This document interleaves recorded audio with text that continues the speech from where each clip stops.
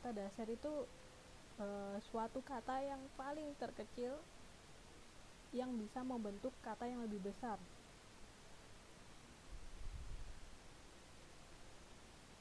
Itu kata dasar. Jadi gini ya, yang paling gampang saya gambarin denanya deh.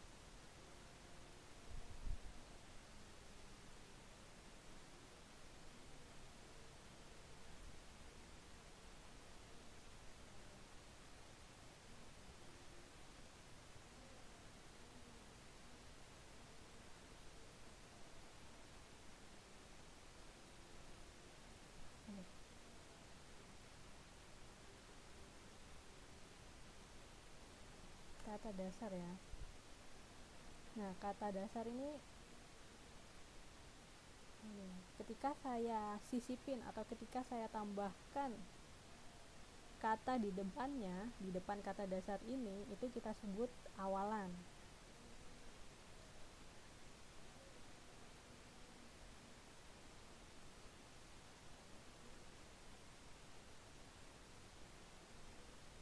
Ini yang online dari HP bisa lihat whiteboard nggak ya?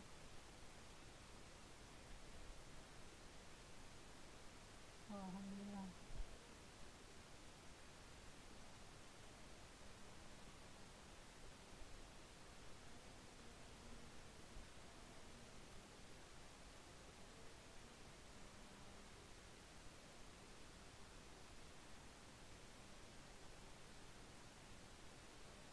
Ini ya. Nah, sedangkan apa tadi yang di tengah?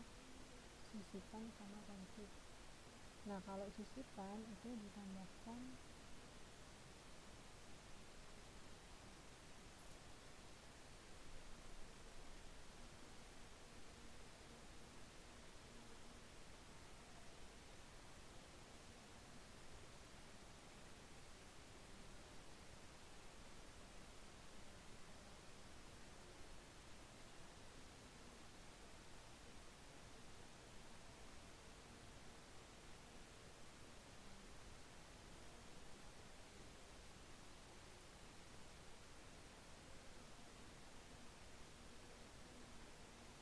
Nah, ini nih, dari yang saya gambarkan ini bisa dipahami nggak? Jadi kita tuh punya satu kata dasar. Awalan itu kata yang disisipin di depannya ya, itu kita namakan awalan. Kalau akhiran, kata yang ditambahkan di akhir. Kalau sisipan itu di tengah-tengahnya. Nah, kalau kita kasih awalan sama akhiran itu namanya gabungan. Kayak tadi ada yang nyebutin kayak pembelian. Pembelian itu kan berarti kan kata dasarnya beli. Kita kasih awalan pe, terus kita kasih akhiran an, jadinya pembelian. Gitu ya. Gabungan ini atau kita sebut konflik namanya.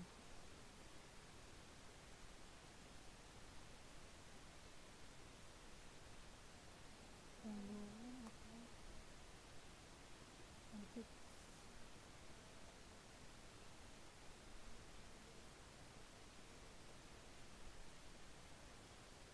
Ada yang tanya, Mbak Ani ini tanya, kalau laju ini kata dasar. Kalau kita kasih awalan melaju. Gitu ya.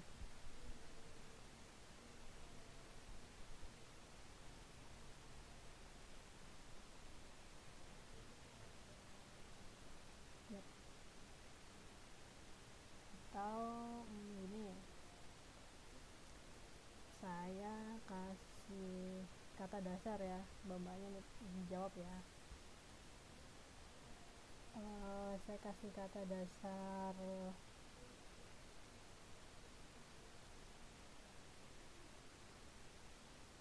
pergi. Saya kasih kata dasar pergi nih. Kira-kira dia bisa dikasih awalan, akhiran, sisipan atau gabungan nggak? Nah, kalau bisa kasih contoh apa gitu. Pergi. Saya buka lagi ya. Nih, ini contohnya untuk awalan ini kayak di, me, ber, pe, per, ter, ke. Ini contoh-contoh ya. Ini di dalam kurung. Kira-kira kata pergi itu bisa dikasih apa, tambahan apa? Ini Mbak Ratna, bepergian. Berarti bepergian itu termasuk konfiks ya. karena dia dikasih awalan dan akhiran ya, dikasih awalan be sama akhiran an, jadi bepergian, dia termasuk golongan keempat. Ya, yang mau kasih contoh yang lain selain bepergian?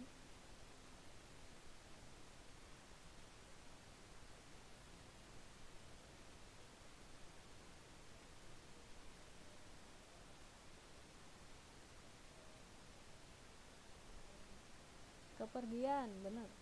Ada nggak ya kepergian ya? Tapi yang lebih sering dipakai bukan kepergian, keberangkatan, sinonimnya ya. Kepergian kan bersinonim dengan keberangkatan. Kalau kita biasanya ke bandara tuh sering ada kata-kata keberangkatan.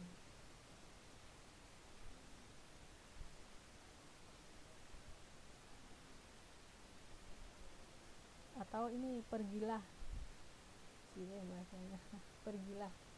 Di sini kan contoh dari akhiran, perginya boleh. Yang di golongan ketiga ya, akhiran itu bisa perginya, pergilah, gitu ya. Jadi intinya itu ini penulisan kata-kata di itu penulisannya harus dipisah dari kata dasar, kecuali di-nya ini sebagai imbuhan. Tadi saya jelasin, kalau menurut saya pribadi saya punya rumus nih buat ngegampangin saya gimana sih biar membedain. Saya ulangin lagi ya. Kalau buat saya sendiri, jadi kalau kata dasar itu menunjukkan tempat, berarti dia penulisannya harus dipisah. Ketika dia kata dasarnya menunjukkan bukan tempat, berarti harus digandeng, digabung. Nah, sekarang saya tanya, di Taiwan itu penulisannya dipisah apa digabung?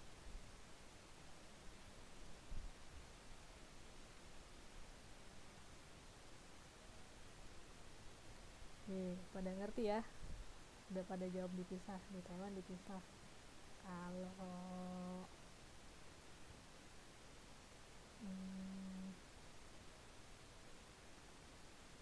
di mana?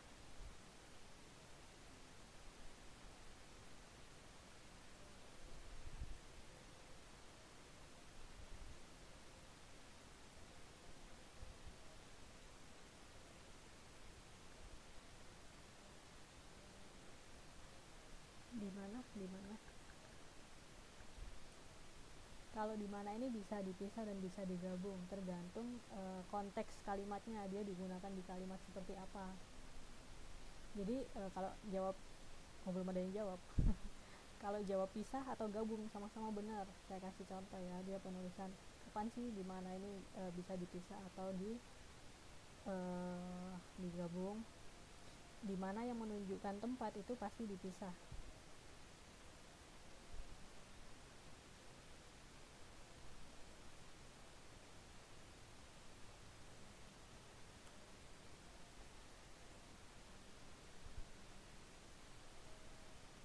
Contoh.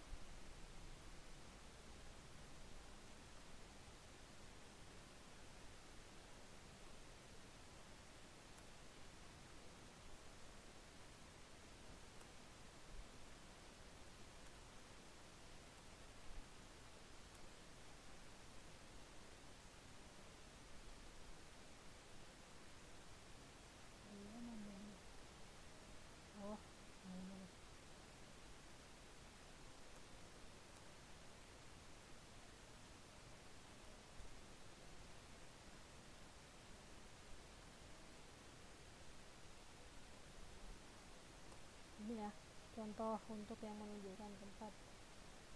Di mana dia membeli baju, sudah jelas kalau dia itu menanyakan tempat, menunjukkan tempat. Nah, kalau yang digabung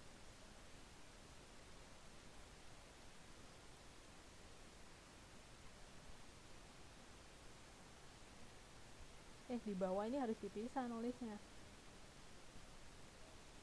Baririt nih di bawah itu harus dipisah. Kecuali di bawah nggak pakai H, itu harus digabung. Bagus nih Mbak Ririt ngasih contohnya. Tunggu Mbak ya, saya jelasin yang di mana dulu nih. Di mana yang di mana ya? Di mana yang menunjukkan kondisi itu digabung ya.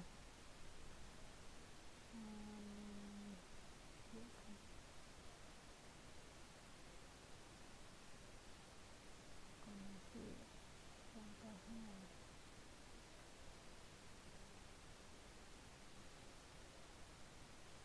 Ini kayaknya minggu kemarin udah saya kasih contoh deh, yang di mana dengan arti yang banyak gitu ya.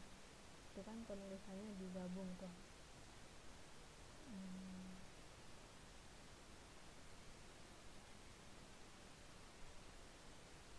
Di mana yang menunjukkan kondisi ya.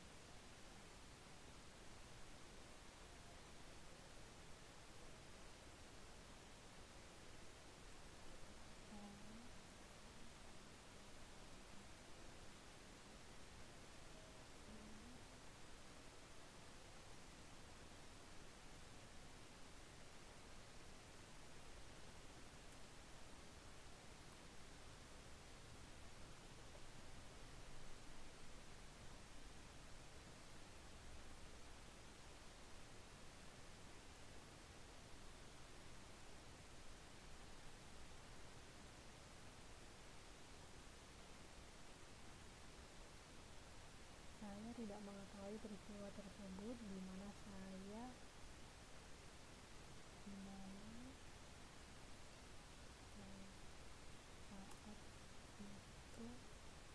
sedang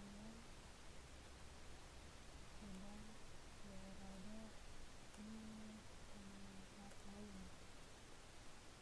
Nah, dari kalimat ini bisa dipahami nggak? Saya tidak mengetahui peristiwa, saya tambahin deh, kecelakaan tersebut. Saya tidak mengetahui peristiwa kecelakaan tersebut, di mana yang saat itu saya sedang berada di tempat lain.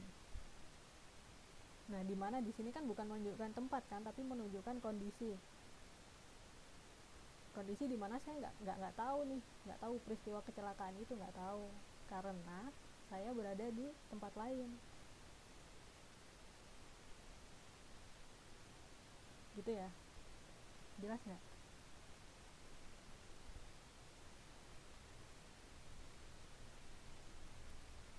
Nah, terus ini tadi dari contoh dari Mbak Ririt itu di bawah. Di bawah kalau pakai H itu harus dipisah. Di bawah kalau pakai H itu kan menunjukkan tempat, tempatnya berarti dia di bawah. Tempat ya. Tapi kalau tidak pakai H dia harus digabung di bawah karena menunjukkan aksi atau sesuatu yang kita kerjakan gitu ya. Nah, ini ya. Ini nih yang kemarin yang banyak yang kekeliruan di sini. Penulisan D-nya. Sejauh ini jelas?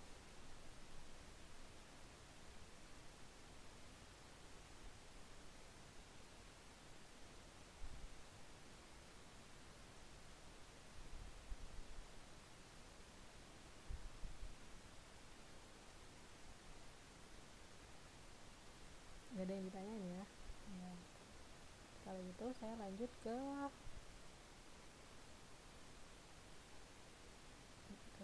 ini tanda baca.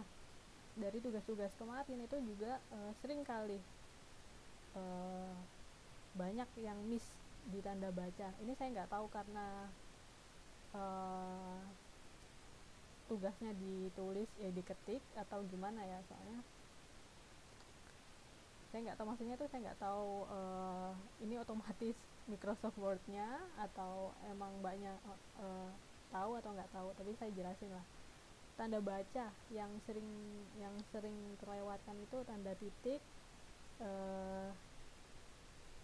Ya maksudnya diketik kan, kalau di kan kalau mbaknya tahu nggak, biasanya kalau di Microsoft Word itu ada dia itu otomatis membenarkan. Kalau kita ngetiknya salah, dia otomatis bisa membenerin gitu.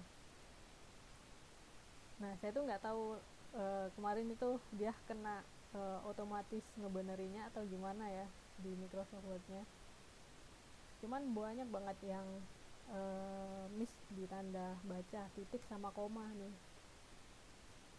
Jadi penulisan setelah koma atau titik itu harus ada spasi ya, harus ada spasi, ini jangan lupa. Dan setelah penulisan titik itu harus huruf besar, huruf pertama dari kata itu huruf besar ya. Nah tapi kalau untuk penggunaan tanda titik sendiri ada masalah nggak? Tapi kalau yang dari tugas kemarin sebenarnya nggak ada masalah sih kalau titik ini. Yang masih ada masalah itu di penggunaan tanda koma, itu yang masih adalah sedikit yang miss untuk penggunaan tanda koma sendiri. Nah kalau tanda ya Mbak Bunga ada yang telat nih, nggak apa-apa. Jadi ini saya rangkumin nih, ada aturannya kapan sih tanda titik dipakai. Ya siapa tahu aja nih mbaknya butuh nanti kalau saya ngasih tugas, biar nggak terulang ya salahnya lagi. Nah ada berapa poin ini ya, di sini ada 10. Berarti ada 10 tanda koma nih yang lebih banyak.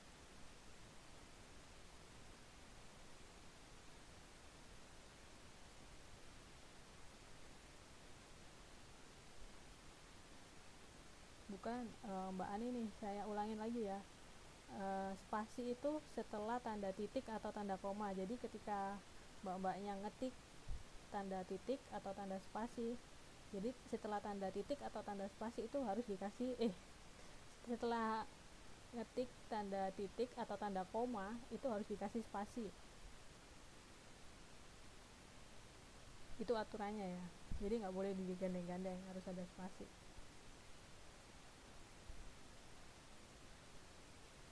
Itu emang apa ya,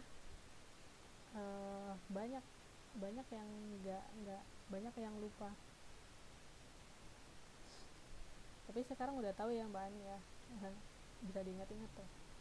Nah ini saya rangkumin nih, ada 10 aturan penggunaan tanda titik dan gimana sih tanda titik itu dipakai atau tidak boleh dipakai. Biasanya ada yang sering ini nggak, oh ya kalau pecahan uang itu misalnya 1000, saya tulis nih, jangan 1000 kekecilan, 25.000.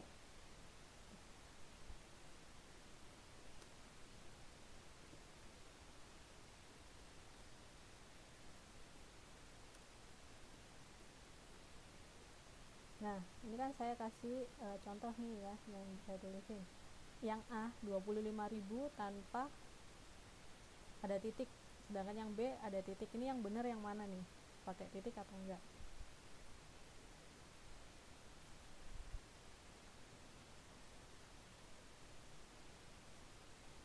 Wih udah pintar semua nih ya. Yang benar itu yang B ya, pakai titik. Ini yang untuk menyatakan jumlah. Kalau uang bilangan itu dia harus pakai titik sebenarnya, itu menurut ujian yang disempurnakan. Tapi kalau dia menunjukkan urutan itu nggak boleh pakai titik. Contohnya apa ya, urutan paling tinggi.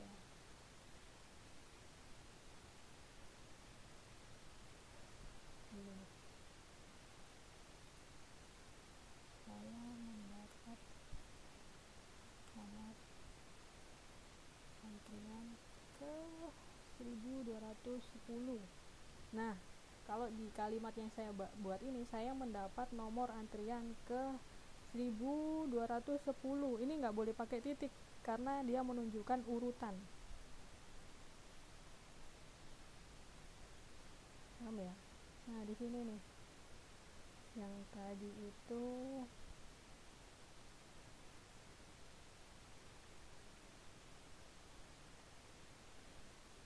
nah, ini nomor 7, poin nomor 7.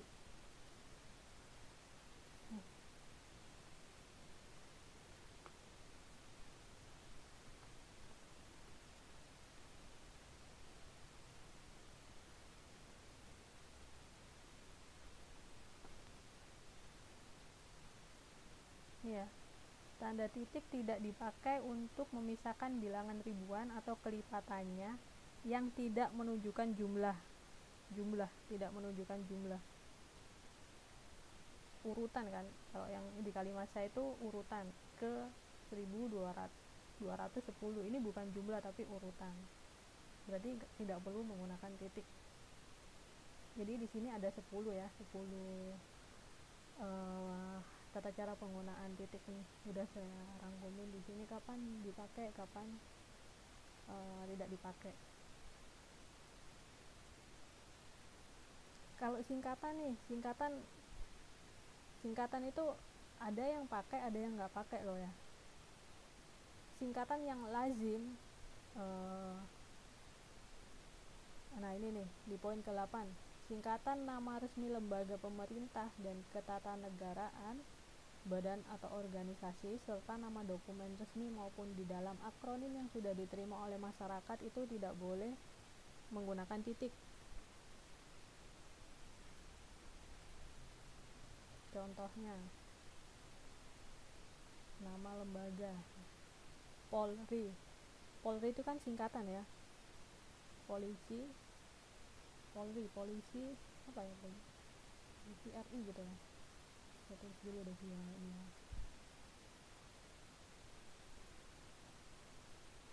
Nah, Polri, Polisi Republik Indonesia gitu kan. Ini nggak boleh pakai titik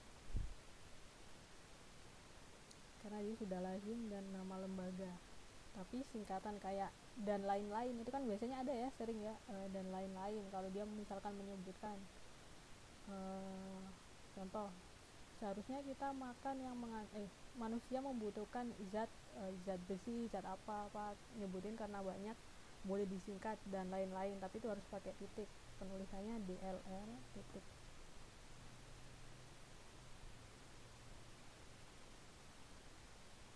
ya. Nah, terus ada yang ditanyakan nggak untuk tanda titik ini?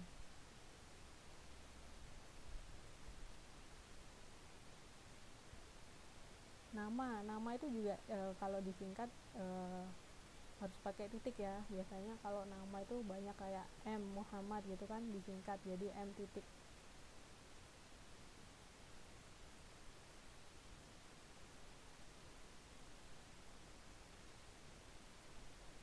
Kalau nggak ada yang ditanyakan, saya lanjut ke penggunaan tanda koma nih. Ini lebih banyak nih aturannya penggunaan tanda koma dibandingkan tanda titik. Di sini ada 14 poin di mana tanda koma itu dipakai dan tidak dipakai. Nah, kalau menyebutkan urutan biasanya udah pada tahu ya, karena dari tugasnya kemarin juga yang saya baca juga udah benar sih, menyebutkan urutan dia pakai tanda koma. Tapi ini lebih banyaknya lagi menunjukkan salah satunya ini poin nomor 3, untuk memisahkan anak kalimat dari induk kalimat apabila anak kalimat tersebut mendahului induk kalimatnya.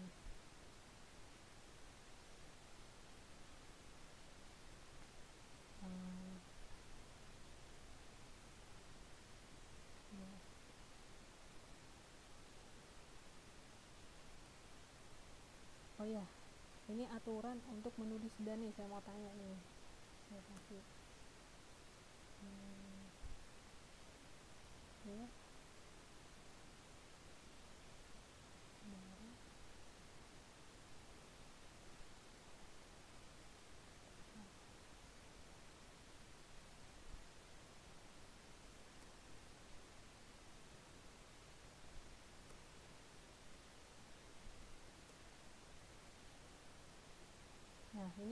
mbak-mbaknya, mas-masnya ini yang benar yang mana nih, antara A atau B nih. A itu air, udara dan tanah. Kalau yang B itu air, udara, dan tanah.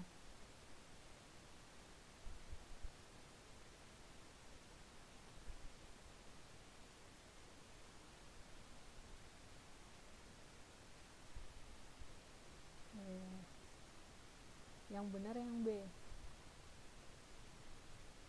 Karena apa? Karena unsur ini tuh unsur sendiri-sendiri. Ketika saya menyebutkan air, udara dan tanah, berarti udara dan tanah ini satu kesatuan. Padahal kan enggak, udara sendiri, tanah sendiri kan, berarti kan harus dipisah. Jadi penulisannya ini air, udara, dan tanah. Jadi komanya di depannya dan ya.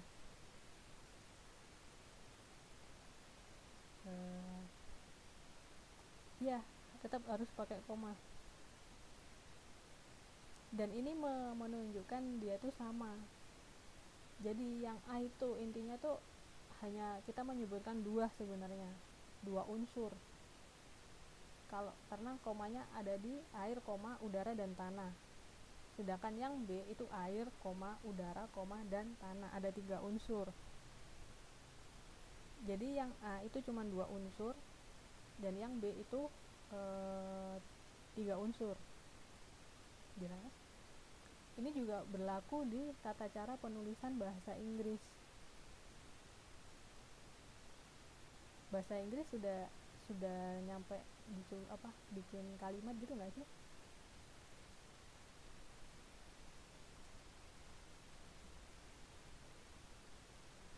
Nah, ada pertanyaan nih dari Mas Vicky, setelah koma nggak harus pakai huruf besar? Nggak harus, nggak boleh malah. Cuman setelah huruf titik itu yang harus huruf besar. Kalau koma enggak, koma ini menunjukkan urutan.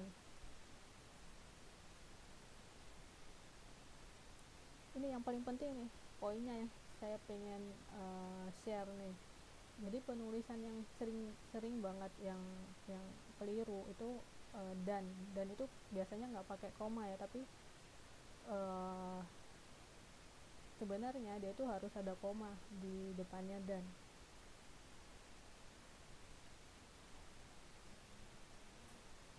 Nah, terus gimana nih kalau saya menyebutkan misalnya saya sudah terlanjur bilang air, udara dan tanah, tapi saya lupa nih, sebenarnya ada satu lagi nih. Apa ya?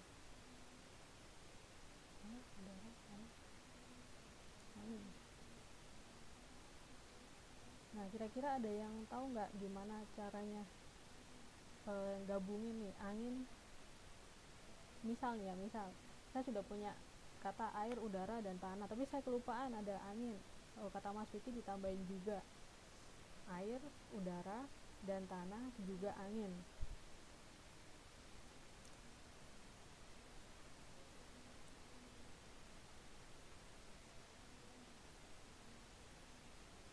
Nah, sebenarnya kita paling gampang itu, nah terima kasih Mbak Ani, pakai serta.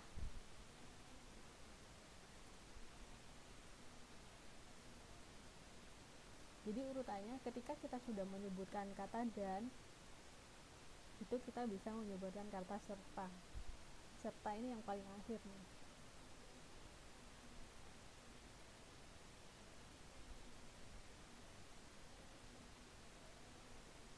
Gitu ya. Jadi ketika kita sudah menyebutkan dan, kita kan nggak boleh menyebutkan dan lagi nih di belakangnya nih, di belakang tanah kan nggak boleh menyebutkan dan angin, tapi kita bisa menggunakan kata serta. Ini yang paling baku. Oke.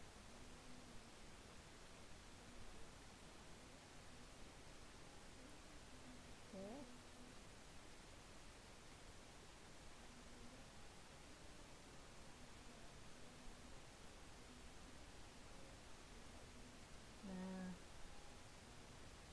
terus kemarin apa lagi ya yang sering salah itu ya?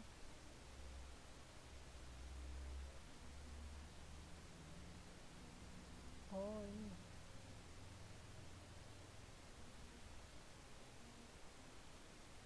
Mbak Jana ini tanya, Kemudian Mang Bin kata penghubung ya Bu. Kemudian ini kata penghubung atau kata konjungsi. Konjungsi yang menunjukkan waktu, urutan.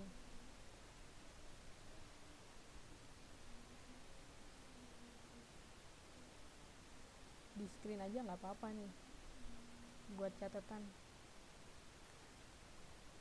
Buat Mbak Jana nih, apa nih pertanyaannya? Kemudian Mang Bin kata penghubung ya Bu. Kemudian ini termasuk salah satu kata penghubung yang menunjukkan urutan. Dia sama artinya kayak lalu, kemudian, setelah itu dia memiliki level yang sama, menunjukkan urutan, konjungsi.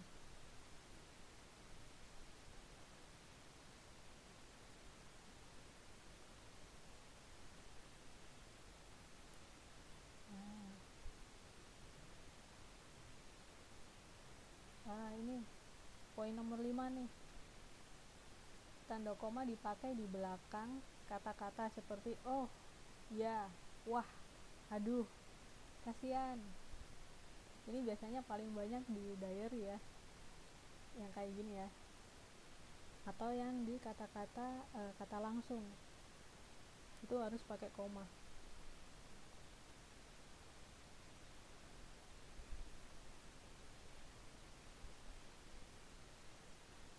Terus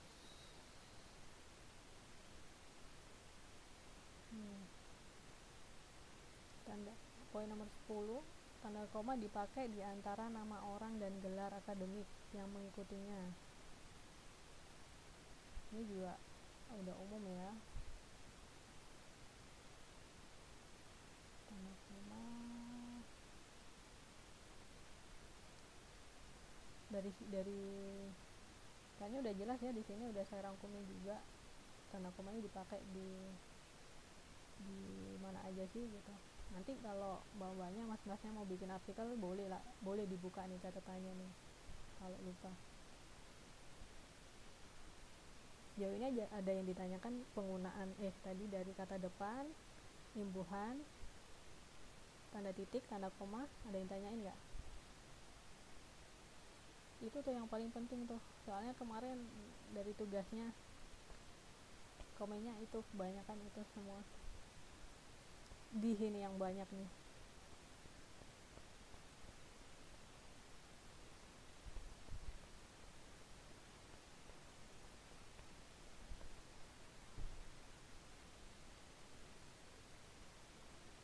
Nah ini bisa lihat di poin ke-10 nggak? Di sini kan ada penggunaan koma juga ya. Jadi di sini kan ditulis tanda koma dipakai bla bla bla untuk membedakan dari singkatan nama diri, koma, keluarga, koma, atau marga gitu ya. Jadi penggunaan dan atau serta itu tetap harus menggunakan koma di depannya ya.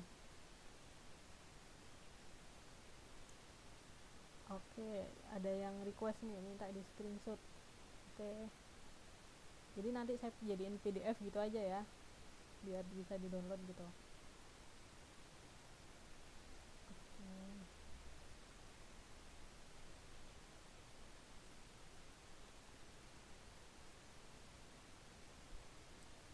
Jadi jelas ya untuk tanda koma, tanda titik, kata depan, imbuhan. Jadi setelah saya jelasin ini jangan salah-salah lagi ya nulis D-nya ya.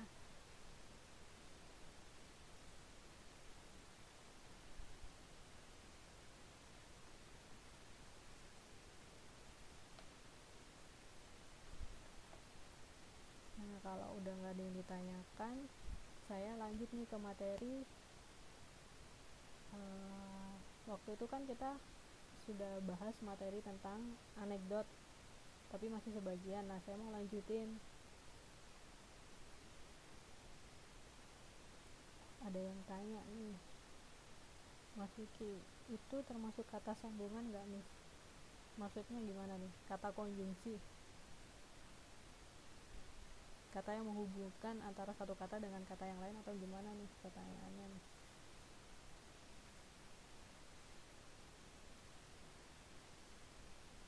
kalau dari yang saya perhatiin ya, dari tugasnya nih, menurut saya nih mbak-mbaknya, mas-masnya sudah paham sih, alhamdulillah, apa yang dari saya jelasin, sudah tahu teks-teks. Cuman tinggal ini aja, tata cara penulisan aja yang emang apa ya, kadang juga orang, saya sendiri juga dulu tuh belajarnya juga cari-cari sendiri sih, nggak ini. Konjungsi ya, yang ditanyakan sama Mas Vicky ya, itu kalau nggak salah sudah saya jelaskan di pertemuan kedua pas ketiga gitu ya. Kata yang menghubungkan itu banyak mas macamnya, kata konjungsi itu bisa dilihat ya nanti uh, di link video. Itu banyak kata konjungsi, itu ada yang kayak tadi kan, ada yang kayak kemudian, itu termasuk kata konjungsi yang menyatakan urutan, dia levelnya sama kayak lalu, setelah itu gitu.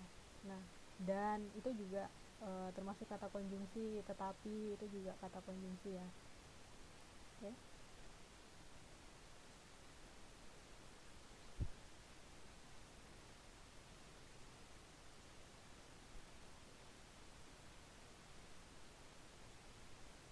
Nah, oh iya, saya lupa. Berarti kan ini minggu terakhir pertemuan kita sebelum liburan ya. Jadi saya mau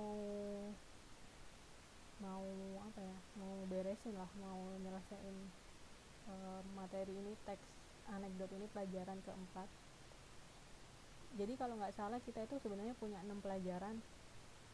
Pelajaran yang pertama itu teks laporan, yang kedua itu teks prosedur, ketiga teks eksposisi, keempat ini teks anekdot, dan 2 lagi. Nah, jadi saya mau beresin materi ini, habis itu setelah lebaran kita tinggal 2 materi lagi yang dibahas gitu ya. Karena kan kita juga untuk bahasa Indonesia sendiri pertemuannya telat ya dibandingkan yang lain ya.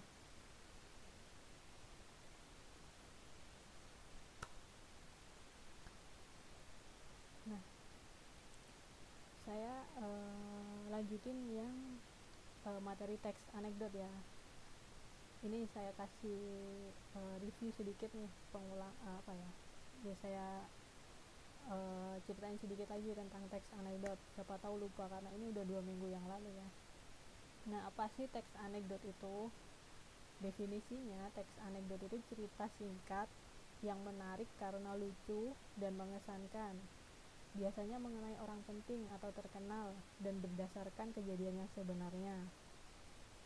Kalau nggak salah waktu saya jelasin ini 2 minggu yang lalu ada yang tanya ke saya, nah kalau ceritanya bukan kejadian yang sebenarnya, apakah masih termasuk teks anekdot gitu? Ya bisa, itu jadi teks anekdot ini sebenarnya nggak terpaku pada kejadian yang nyata, tapi pada kejadian rekaan atau dibuat-buatan, itu juga termasuk teks anekdot. Dan kalau nggak salah 2 minggu lalu saya juga nyebutin ya, saya nyebutin, kalau bapaknya masih ingat, biasanya di mana sih kita sering nemu teks anekdot ini, teks yang lucu-lucu ini?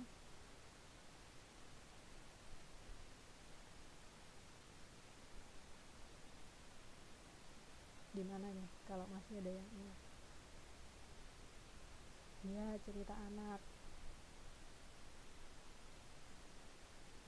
Tapi Mbak Mas, yang paling banyak itu ya di media sosial, di Facebook. Jadi teks anekdot ini dia bisa berupa kayak dialog gitu, atau emang kayak artikel, bisa pendek atau bisa panjang. Biasanya kan kayak lucu-lucuan gitu, yang kayak dia tuh mau mengkritik, tapi biasanya diplesetin. Nah, diplesetin banyak ini biasanya di Facebook. Kalau ini biasanya saya ditak-takin orang gitu, lucu. uh, kalau kalau ada yang mengikuti berita di Indonesia ya, ada ini beberapa waktu yang lalu ada berita, ada yang tahu nggak sih mas-mas mengenai yang mobil listrik itu? Mobil listrik buatan orang Indonesia, tapi dia tidak tidak lolos uji emisi atau apalah gitu. Nah, itu kan banyak banget itu dibuat plesetannya itu.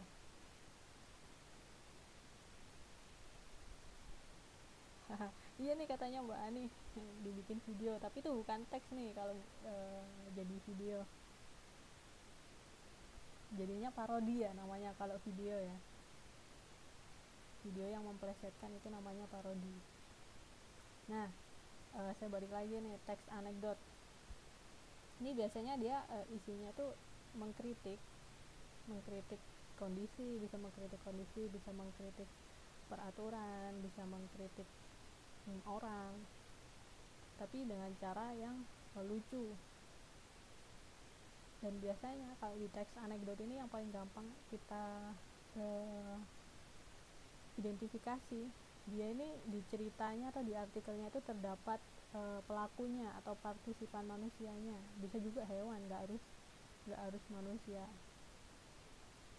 bisa juga benda mati yang biasanya di contohnya nih, kalau pernah baca ya, ada kayak meja sama kursi, mereka saling ngobrol tentang apa gitu. Nah itu intinya ada partisipannya, ada pelakunya. Nah kalau teks anekdot sendiri dari ciri-cirinya nih, ini cuma sekedar review aja ya, soalnya 2 minggu yang lalu sudah saya jelasin lebih jelas lagi. Kalau mungkin mbak-mbaknya yang lupa, mas-masnya yang lupa, bisa lihat videonya ya. Tapi untuk video minggu lalu belum saya upload nih, sudah saya upload, belum saya share linknya, jadi nanti sekalian deh sama yang video pertemuan ini ya. Nah ini struktur teks anekdot itu ada 5: abstraksi, orientasi, krisis, reaksi, dan koda. Apa sih abstraksi itu? Abstraksi itu pembukaan, orientasi itu yang melatar belakangi kejadiannya, biasanya kejadiannya ini di mana, ceritanya ini terjadi di mana. Nah kalau krisis ini puncaknya. Nah kalau reaksi ini tanggapan mengenai inti dari cerita tersebut. Kalau koda penutupan, gampang ya. Kalau nggak salah kan 2 minggu lalu sudah saya kasih contoh yang mengenai KUHP deh, yang kasih uang habis perkara itu. Nah ini saya punya contoh lagi nih, ini cuman artikel, cuman ada 3 paragraf. Ada yang mau bantuin baca nggak? Lucu nih.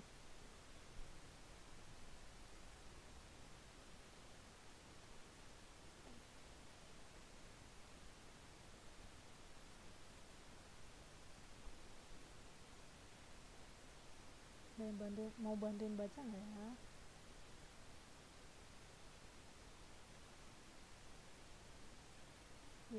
Mbak Ani ya.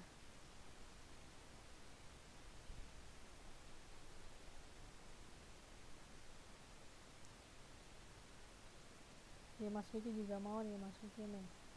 Mbak Ani dulu ya. Iya Mbak Ani, silakan. Nomor 1.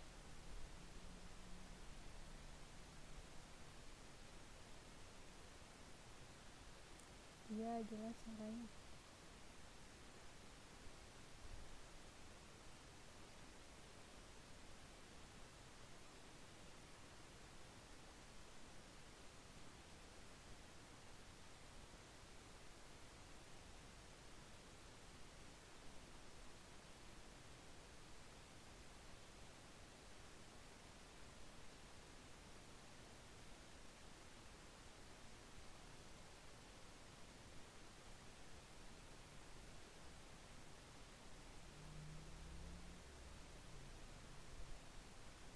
Ya udah, terima kasih Mbak Ani.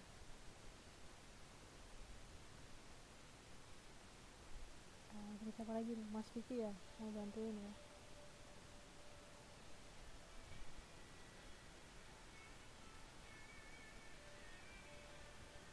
Halo. Ya Mas Vicky. Iya, nomor 2 Mas ya, paragraf kedua.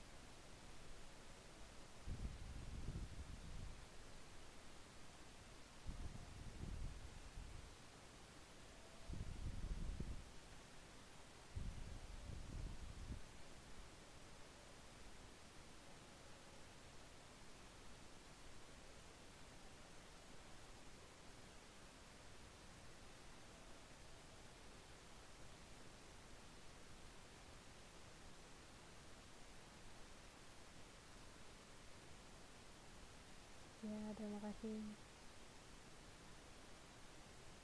Terus Mbak Ririt ya, terakhir nih, paragraf terakhir. Halo Mbak Ririt. Ini silakan nih dibaca yang paragraf ketiga ya, yang terakhir. Ya Mbak, ya, ya dengar, ya, ya.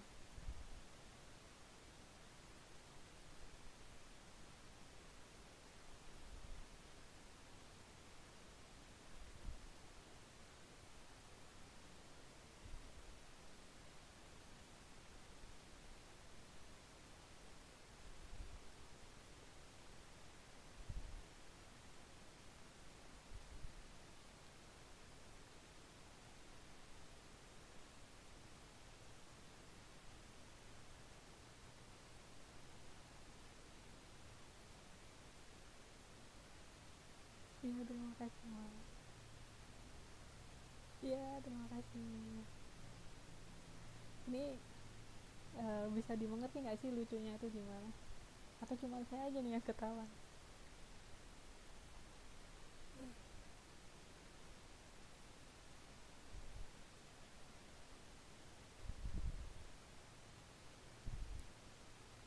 Dari judulnya kan, dari judulnya kan bisa kita baca ya, politisi belusukan banjir. Nah, kata belusukan ini akhir-akhir ini jadi populer ya.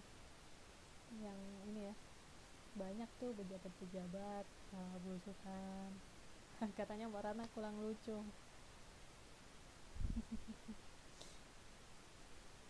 Jadi sebenarnya intinya dari cerita ini kan, uh, ada seorang politisi ini uh, mau apa ya, mau berusukan, tapi sebenarnya niatnya dia itu bukan mau membantu korban banjir, tapi niatnya itu mau diliput oleh wartawan biar lebih terkenal kan. Biasa kan, politisi atau pejabat kalau ngasih bantuan terus dia diliput kan makin terkenal nih, terkenal dengan image-nya yang baik. Nah, niatnya dia emang emang emang nggak tulus mau membantu, tapi maunya cuma diliput aja ya. Nah, tiba-tiba ketika dia berusukan, dia mau bantu nih, terus biasa kan orang kalau mau berusukan terus mau ngasih korban banjir sok-sokan, ya udah saya masuk aja nih, masuk ke banjirnya. Ternyata waktu dia mau nyebur kepleset, hanyut lah dia, kena banjir. Setelah hanyut, untungnya regu penolong ini kan mau menolong nih, ditolong. Untungnya si Darman ini masih bisa terselamatkan.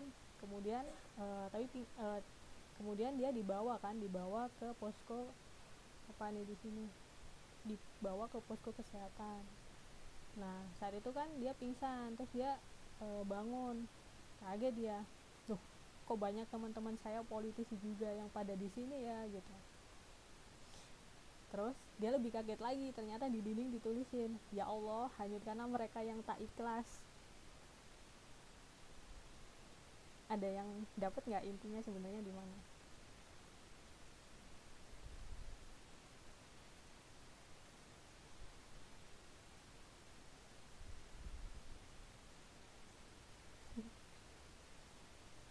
Saya jawab satu-satu ya, dari pertanyaan Mbak Ani. Itu maksudnya Darman masih hidup kan?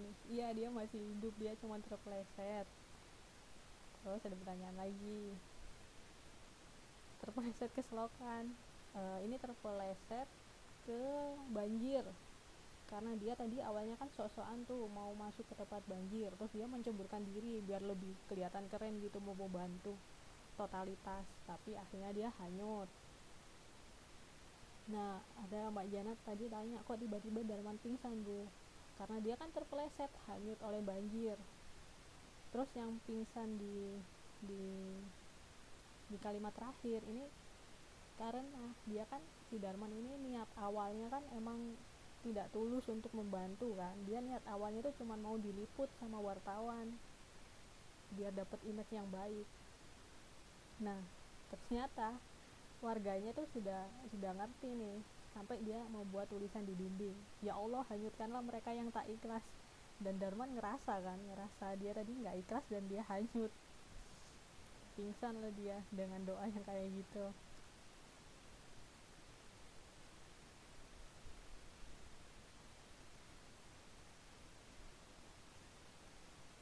Nah ini bener Mbak, siapa nih yang pakai kata Mbak Tiwul ya? Iya bener Mbak namanya, atau apa nih? Dia kaget karena nggak ikhlas, makanya dia kecebur gitu. Nah itu,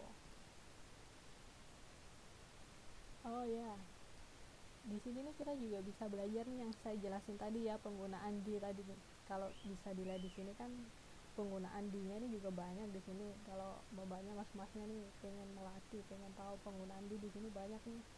Di yang dipisah dan digabung. Contoh di paragraf pertama ditemukan, dia kan tidak menunjukkan tempat ya, jadi digabung. Terus kemudian di paragraf ketiga baris ketiga itu bukan baris ya, di paragraf ketiga baris ketiga di bangsal dia dipisah karena menunjukkan tempat. Iya di sana banyak wartawan tuh, sudah banyak ya penerapan kata di sini ya. Nah terus tapi dapat nggak sih lucunya bapaknya? Nanti nggak dapat nih. Sebenarnya teks ini kan untuk mengkritisi kan kondisi di mana kondisi kalau kondisi sekarang kita kan ya banyak kan para pejabat itu yang kayak mau bantu, ada ini misal kayak gunung meletus rame-rame itu pada bantu, niatnya ada yang memang ya mungkin ada niatnya yang memang tulus, tapi nggak sedikit juga yang memang punya niat untuk diliput wartawan. Bisa jadi kan kadang kan mereka untuk membentuk image nih, contoh nih misal kalau anggota DPR, oh orang itu baik nih kalau ada bencana mau turun langsung ke lapangan, pilih lagi nanti tahun depan. Nah bisa jadi kan yang kayak gitu kan. Nah teks atau artikel ini ditujukan untuk orang-orang yang kayak gitu, yang emang dia nggak tulus untuk membantunya gitu ya. Nah kalau dilihat dari teks ini, siapa aja sih pelaku yang di sini, bisa disebutin nggak? Katanya Mbak Jana, sebenarnya sih teks ini nyindir. Iya emang ini nyindir. Nyindir banget kan, ketahuan kan, kita juga tahu siapa sih sebenarnya politisi di negara kita yang emang yang kayak si Darman ini, banyak kan yang banyak banget. Udah. Nah dari teks ini kira-kira siapa aja nih Mbak pelaku-pelaku di sini, maksudnya partisipan yang disebutkan di teks ini. Ini Mbak Ani jawab, wartawan, Darman, penduduk setempat. Ya masih ada satu lagi nih, regu penolong ya, regu penolong. Berarti ada 4 pelaku ya, wartawan, si Darman, penduduk, sama si regu penolong. Nah itu para partisipannya. Terus oh ya kita mau ini, tadi kan ada 5 tuh struktur teks anekdot, kita ini ya, kita jabarin mana sih abstraksinya, mana sih orientasinya, mana krisis, reaksi, sama kodanya ya. Nah kalau dari artikel ini kita ini dulu, pembukaannya yang mana nih, abstraksinya yang mana nih. Abstraksi itu pembukaan.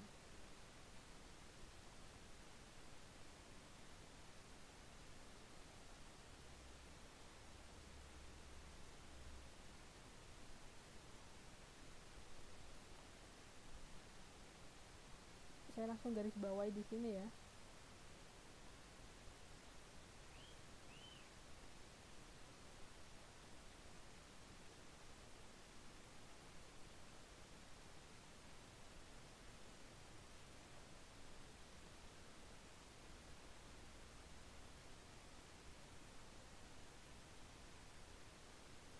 Nah ini saya garis bawahi nih, ini tuh abstraksi atau pembukaannya.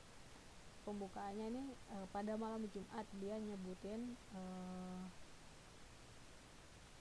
malam Jumat banyak ditemukan politisi melakukan belusukan. Ini sebagai pembukaan atau abstraksi, saya tulis di sini ya.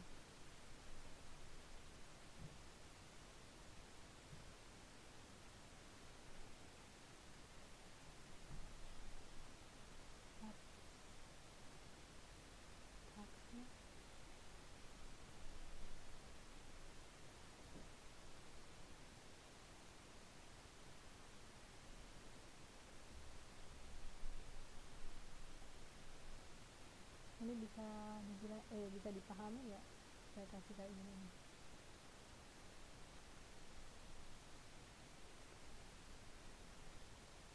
Saya kasih warnanya sama aja deh biar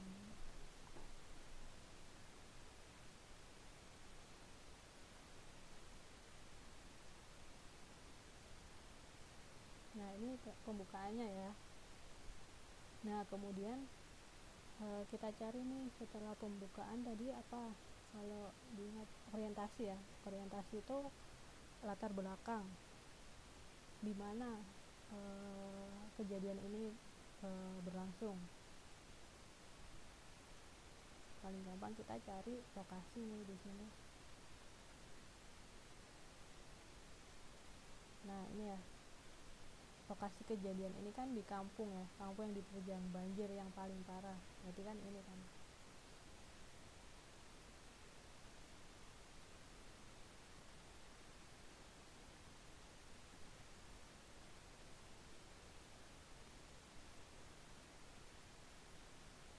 Intinya tuh kampung yang diterjang banjir.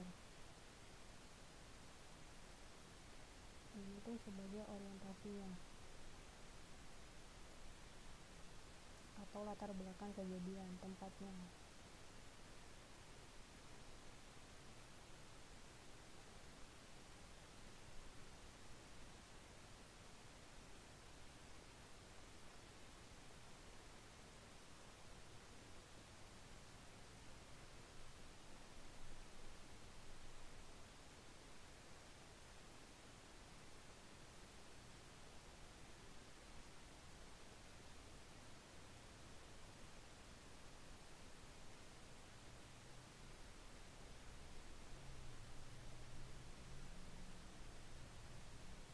Ini orientasinya.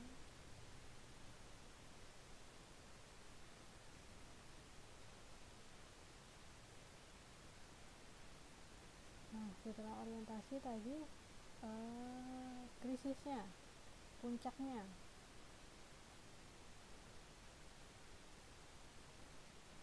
Puncaknya yang mana nih? Yang kejadian benar-benar yang ininya.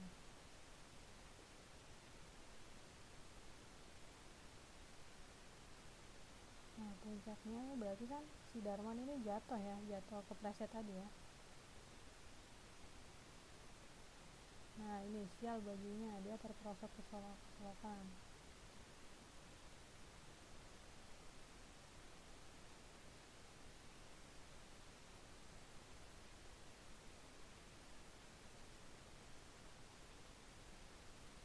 Ini krisisnya.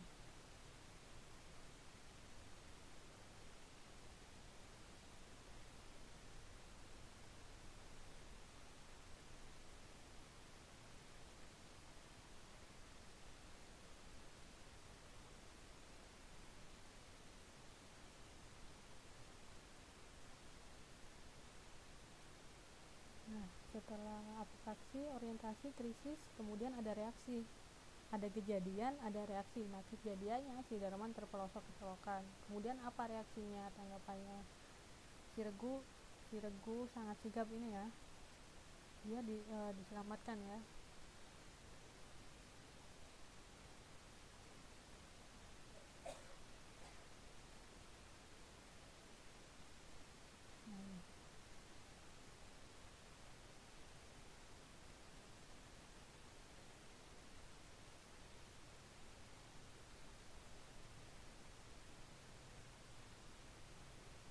Ini reaksinya.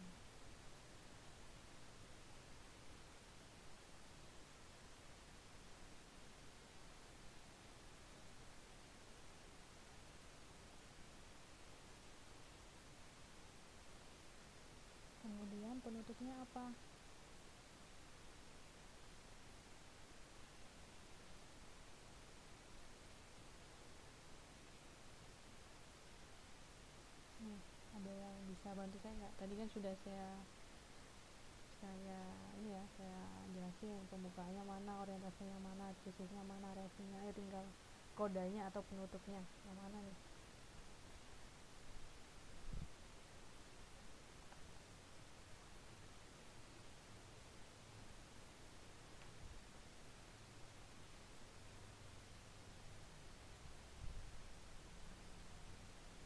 Belum pada tidur kan? Atau jangan-jangan saya ngomong sendiri dari tadi.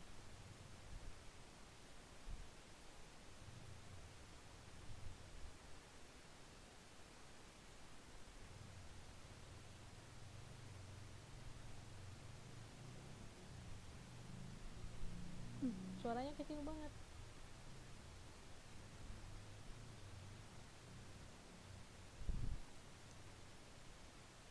Tinggal penutupnya nih.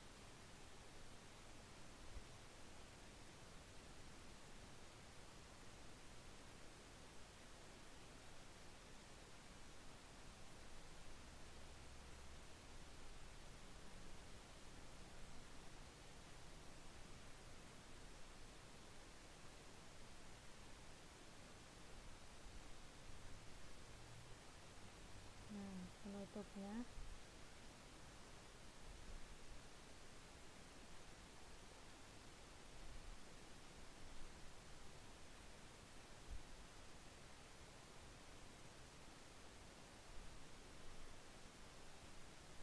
ini ya, saya garis bawah ya.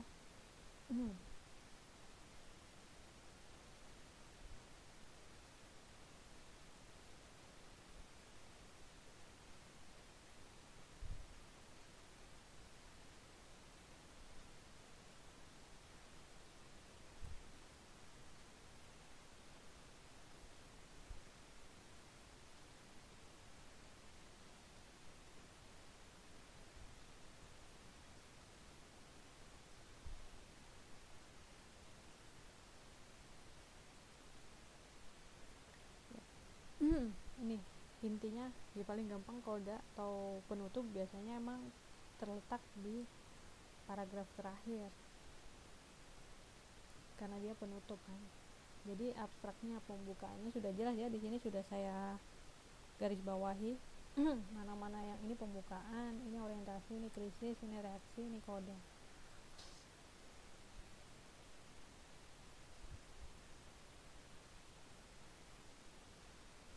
Oke ya, ada yang ditanyain nggak? Nanti kalau saya kasih contoh gitu bisa ya bedain ya, mana pembukaannya, mana orientasinya.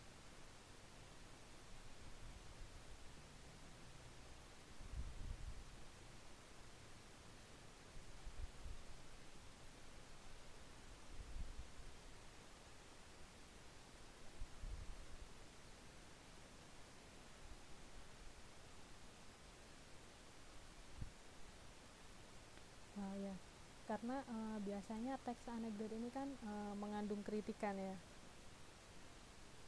Kira-kira nih, menurut mbak-mbaknya, mas-masnya, sebenarnya kritikan apa sih yang terdapat di artikel ini? Kritiknya itu apa? Atau sindirannya itu apa sih sebenarnya yang di ini?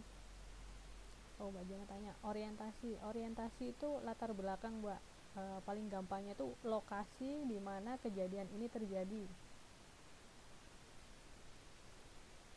Kalau Mbak Jana susah mengingat orientasi itu apa, paling gampang kata-kata sinonimnya ya, sinonimnya atau kata yang lainnya, latar belakang atau lokasi boleh. Jadi orientasi itu sama kayak latar belakang, sama kayak lokasi.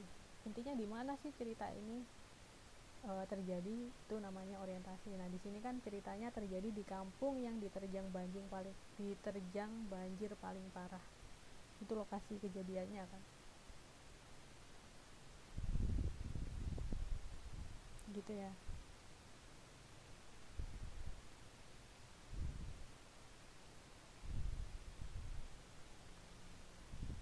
Jelas ya Mbak Jana ya. Orientasi itu tempatnya, lokasinya.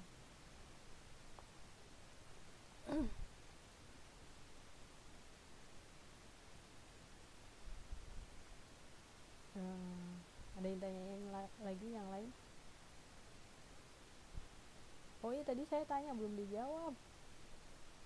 Kira-kira kritikan apa sih yang ada di dalam artikel ini, sindiran apa gitu. Nah, Mas Vicky nih jawabnya, politisi cari perhatian, benar. Ada yang lain? Ada pendapat yang lain dari mamanya?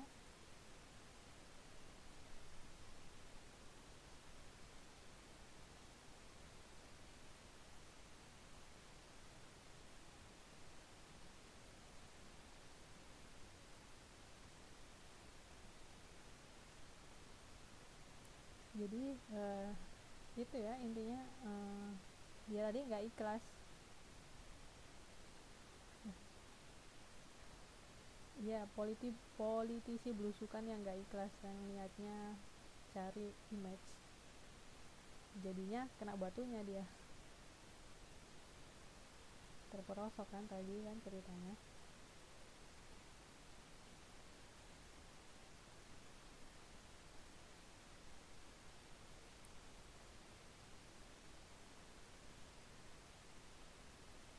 Gitu ya.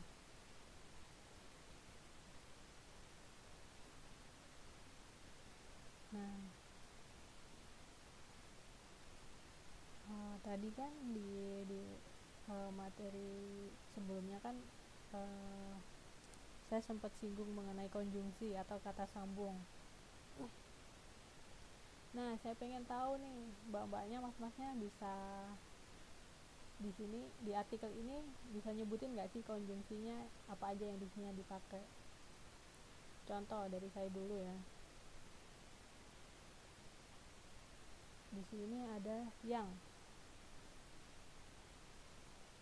di paragraf pertama baris ketiga, Darman mendatangi kampung yang diterjang banjir paling parah. Yang ini kan termasuk konjungsi. Ada nggak konjungsi yang lain? Bisa disebutin nggak konjungsinya apa aja gitu? Konjungsi atau kata hubung.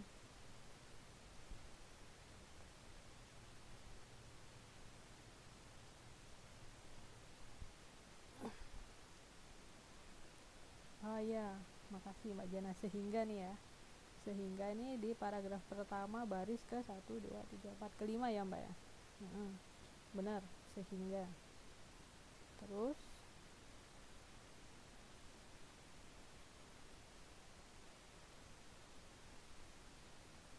paragraf kedua, iya, paragraf kedua juga.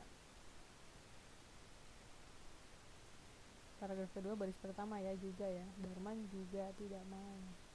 Oh iya, dia konjungsi yang menyatakan, menceritakan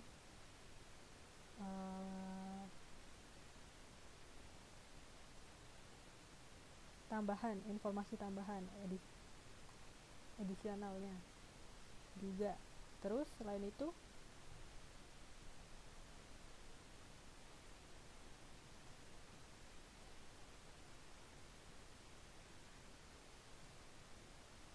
di paragraf kedua juga di baris kedua ini ada agar, konjungsi yang menyatakan penyebabnya agar. Oh, ketika, iya Mbak Ratna, ketika ini ada di paragraf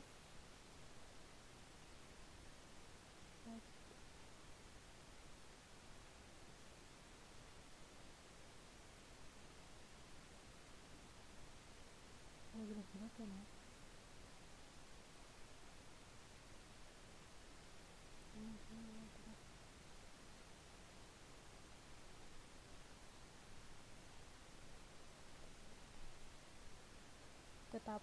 Tetapi oh, paragraf ketiga. Tetapi ini ada di paragraf kedua baris terakhir ya. Terus yang ketika ini ada di paragraf ketiga.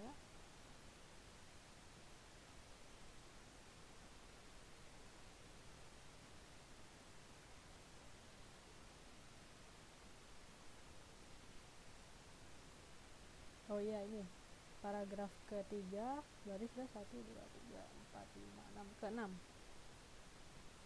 Ketika itu penggunaan konjungsi ya, atau kata hubung.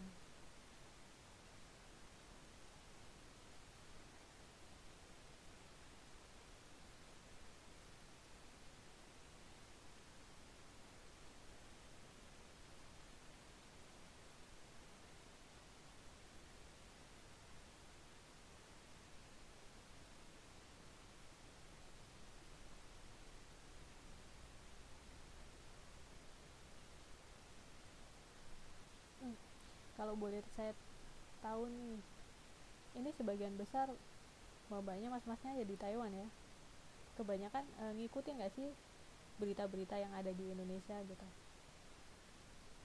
Oh, atau jangan-jangan di sana nggak bisa nonton berita ya?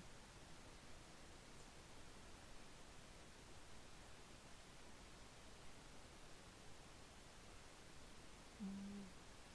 Ya, tadi kan kenapa sih saya angkat artikel ini sebagai contoh, karena di negara kita sendiri nih ya, di Indonesia tuh banyak banget kejadian yang kayak gini, politisi yang berusukan ya, yang kalau bapak mas-masnya inget nih ya, dulu tuh lagi happening banget. Happening tuh apa ya bahasa Indonesianya ya, lagi ngetren kata-kata pencitraan. Banyak tuh kayak politisi atau pejabat yang pencitraan. Nah, tenar. Banyak banget kan dulu itu kayak pejabat mau, pokoknya mereka tuh ke daerah Mbak Ratna nih langsung nyebutin nih belusukan, dipopulerkan oleh presiden kita ya dulu ya, waktu belum jadi presiden kan dia sering belusukan. Sekarang juga nggak ya? Masih kayaknya sekarang, soalnya terakhir saya lihat Pak Jokowi ini belusukan ngasih sembako murah menjelang lebaran nih.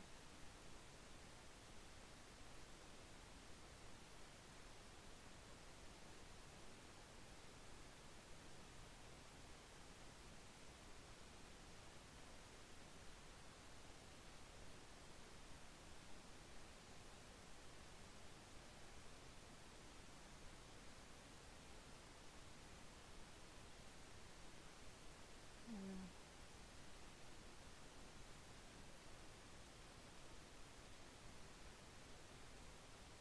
kalau kalau di buku ini ya, kalau di buku yang oh, Mbak Tiwol nih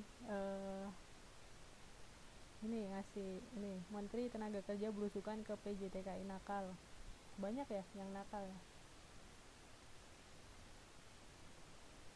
Ini nakalnya kenapa Mbak, kalau boleh diceritain nih? Kalau setahu saya nih ya, setahu saya eh, dokumennya, mereka sering kali dokumennya nggak lengkap.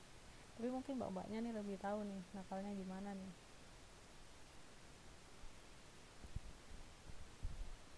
Tapi untuk masalah gaji nggak ada masalah kan? Nggak dinakalin kan?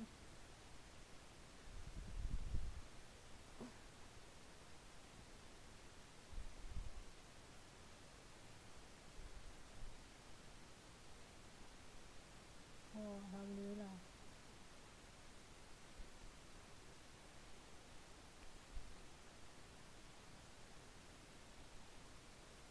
Eh,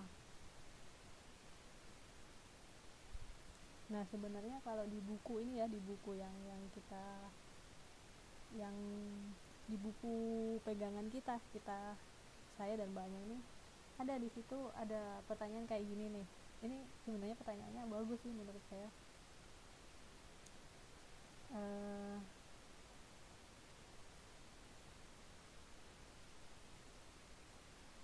nah di sini tuh pertanyaannya gini, dapatkah kalian menjelaskan kualitas layanan publik di bidang sosial politik? Nah, berhubung tadi kan mbaknya tadi ngomong kan tentang PJTKI, karena mbaknya kan bidangnya di situ ya. Saya mau tanya nih, bagus nggak kualitas ininya, kualitas apa tadi?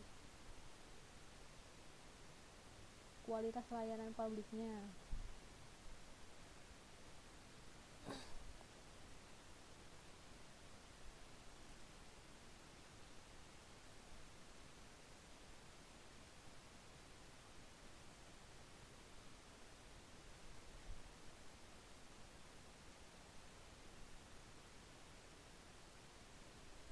dijawab tidak sesuai dengan apa mas mbak.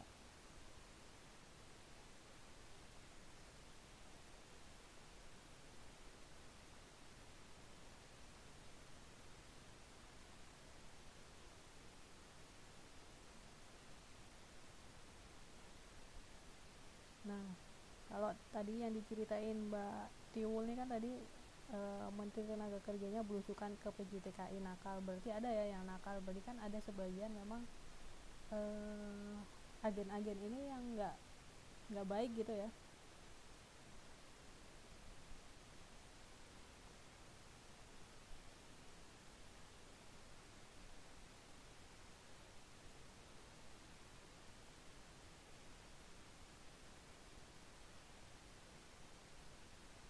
Nah, kalau dengan layanan yang seperti itu tuh yang ini ada yang bilang omongan sama kenyataannya beda.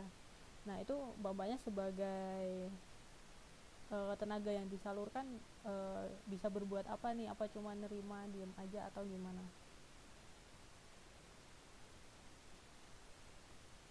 Jangan salah loh, Mbak. Kalau menurut saya pribadi nih ya, mbak-mbaknya ini kan jangan salah, bapaknya kan TKI nih. Kalau menurut saya bapaknya nih apa ya kalau saya bilang ya, pahlawan devisa nih. Dari saya kecil, dari saya belajar pelajaran ekonomi itu saya pertama kali dapat pelajaran ekonomi itu waktu SMA kelas 1 itu eh, saya tuh salut sama mbak-mbaknya sama mas-masnya yang TKI nih, yang tenaga kerja di luar negeri. Kenapa? Karena karena mbak-mbaknya mas-masnya itu pengumpul devisa negara kita. Jadi mbak-mbaknya mas-masnya jangan jangan jangan sampai berpikiran aduh saya ini kayak tadi siapa ya yang bilang tadi namanya juga oh Mbak Jana, jangan jangan minder Mbak, namanya juga TKI. Enggak, mbak-mbaknya nih pahlawan buat kita nih, pengumpul devisa negara.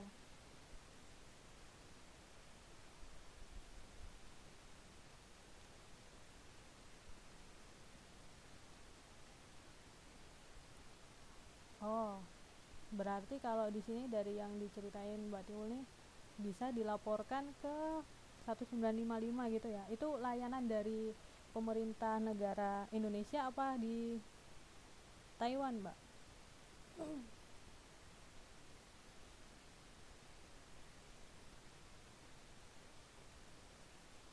Oh, di Taiwan. Bisa juga ya agensinya dilaporin di pemerintah Taiwan.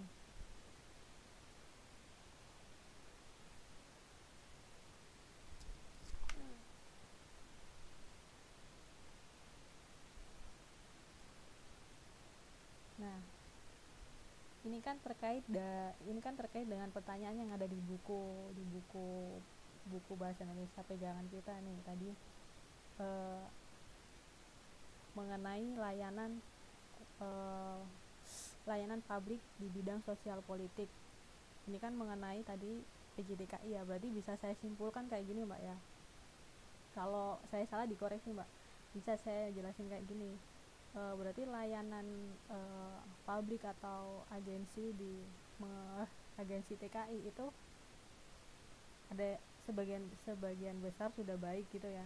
At least kalaupun ada yang nggak baik, mbak-mbaknya bisa melaporkan ke tadi disebutin ada ke pemerintahan Taiwan atau Indonesia. Sebenarnya kalau setahu saya itu kita juga bisa ngelaporin ke pemerintahan kita sendiri, cuman mungkin kalau menurut pengalamannya mbaknya yang di Taiwan lebih cepet gitu ya,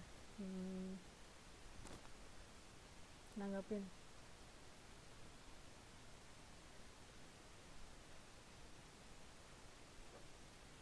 Gimana nih, berarti kesimpulan saya ini layanannya sudah lumayan baik ya.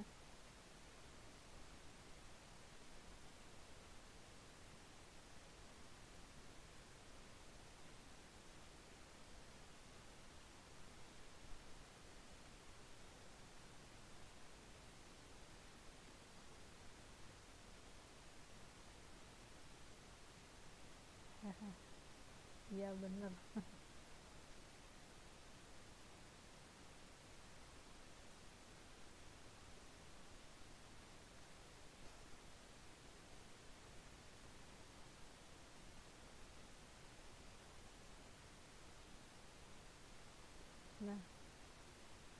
bagus nih, kata kata ini teman-temannya pada bisa baca kan ya, chatnya nih. Katanya kata mereka 100 orang Indonesia yang mentalnya oke, Indonesia pasti maju gitu. Ya tapi membenahi mental sendiri itu paling susah mbak, susah banget.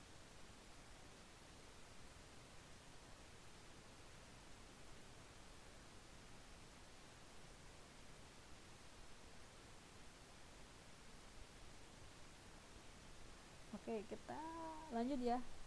Ini tadi soalnya ada pertanyaan di buku, bagus banget pertanyaannya. Terus, oh ya satu lagi. Jadi dari teks anekdot ini, karena teks anekdot ini kan memiliki kayak partisipan, pelaku. Kita bisa membuat sebuah monolog. Monolog itu sebuah dialog. Jadi dari teks ini kita bisa membuat sebuah dialog nih. Kalau yang dari contoh yang politisi belusukan ini, kita bisa membuat dialog antara Darman sama penduduk desa sama Regu Penolong. Uniknya teks anekdot itu kita bisa membuat sebuah monolog dari artikel ini atau dialog.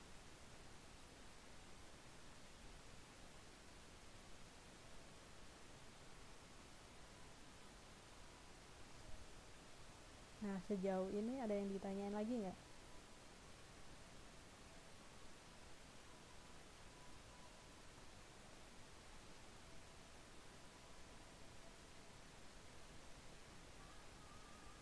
Ya, alhamdulillah nggak ada.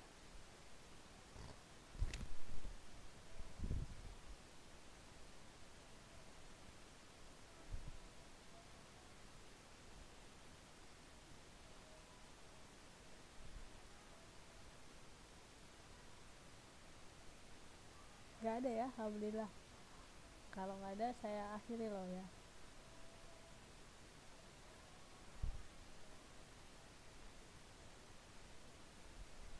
Nggak ada ya. Jadi pertemuan ini pertemuan terakhir sebelum liburan. Mamanya sudah tahu ya liburannya tanggal berapa sampai tanggal berapa ya? Tanggal 12 sampai 24.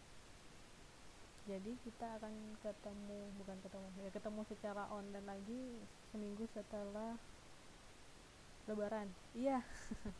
Terima kasih diingetin Mas Vicky.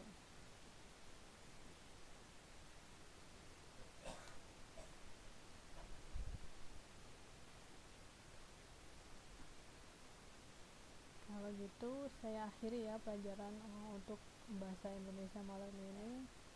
Terima kasih udah nyempetin waktu. Assalamualaikum warahmatullahi wabarakatuh.